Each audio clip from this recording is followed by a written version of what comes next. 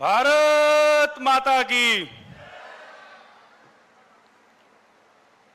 73वें one महोत्सव 2022 में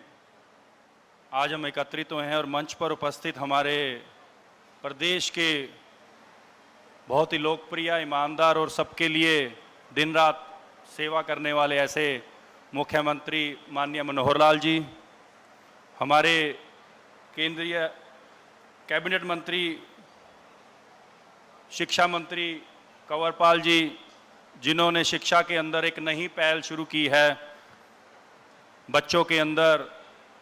Covid के दौरान जब शिक्षा को घर घर पहुंचाने के लिए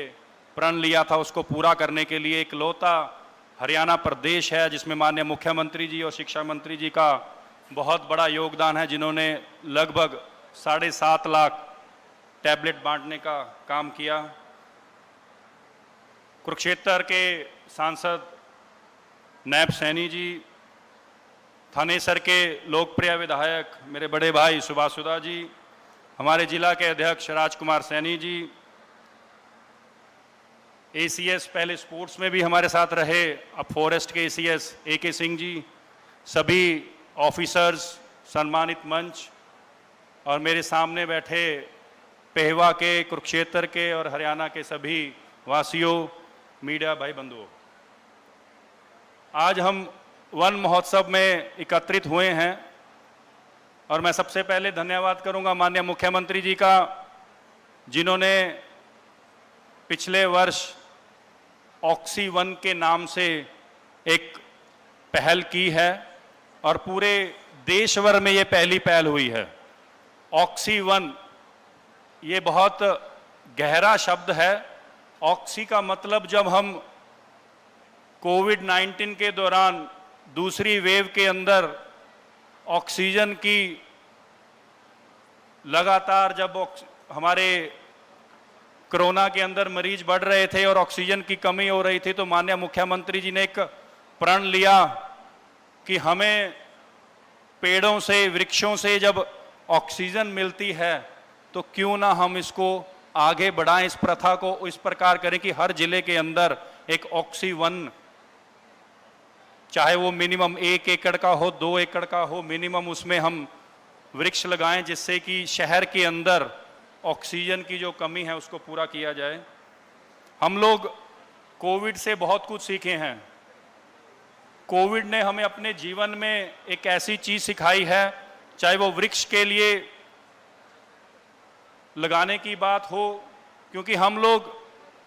घर में रहते हैं तो एसी, ऑफिस में जाते हैं तो एसी, गाड़ी में रहते हैं तो एसी, लेकिन हमें एसी तो चाहिए, लेकिन जब एसी अंदर तो ठंडी हवा देता है, बाहर जो गैस छोड़ता है उससे वायु पोल्यूशन होती है। हम उसके बारे में कभी नहीं सोचते हैं। उसका सिर्फ एक ही समाधान है, वो समाधान है वृक्ष लगाना। जब मैं राजनीति में आया उससे पहले स्पोर्ट्स करता था, मोटिवेशनल स्पीकर भी था और कई ऐसी रियलिटी शोज करता था। तो उस दौरान मैंने एक प्रथा शुरू की थी कि जो बच्चा, बूढ़ा, कोई भी व्यक्ति अगर वृक्ष लगाएगा और उसके साथ सेल्फी भेजेगा और जिसके सबसे ज़्यादा वृक्ष होंगे और उसकी सबसे ज़्यादा सेल्फी हमारे तक पहुंचेगी, हमारे सोशल मीडिया तक पहुंचेगी,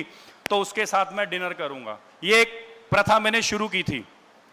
इस प्रथा को आगे बढ़ाने के लिए मैं माननीय मुख्यमंत्री जी से रिक्वेस्ट करता हूं कि इस प्रकार की, चाहे वो संस्था के रूप में, चाहे व्यक्तिगत के रूप में, जो सबसे ज़्यादा वृक्ष लगाएगा उसके साथ कुछ, चाहे वो डिनर हो, चाहे वो समय व्यतीत करने का हो, चाहे वो हरियाणा के प्रमुख लोग हों, उनके साथ उनका वार्तालाप हो, जिससे कि उनको भी मोटिवेशनल मिले। क्योंकि एक हरियाणा इकलौता प्रदेश है जिसमें शिक्षा के रूप में जो बच्चा वृक्ष लगाता है उसके भी नंबर जुड़ते हैं। तो ये पूरा का पूरा श्रेय माननीय मुख्यमंत्री जी को और उनकी पूरी टीम को जाता है। मैं ज़्यादा ना बोलता हुआ आप सबको एक रिक्वेस्ट करता हूं कि हमारे जीवन में सबसे अहम भूमिका पानी की कही जाती है, लेकिन पानी की आपको पता है कि आने वाले समय में बहुत दिक्कत हो सकती है अगर हम आज वृक्ष नहीं लगाएंगे, पानी की केयर नहीं करेंगे। तो मेरी रिक्वेस्ट है कि अपने जीवन में जितने ज़्यादा हो सकते हैं आप वृक्ष लगाएं, पेड़ पौधे लगाएं, जिससे कि हमें ऑक्सीजन भी मिलेगी और पानी का जो लेवल नीचे जा रहा है उसको भी रोकने की हमें हेल्प होगी। मैं इतना ही कहूँगा। आप सबका बहुत बहुत धन्यवाद। जय हिंद, जय भारत। प्रकृति ज्ञान, साहित्य ज्ञान, शिक्षा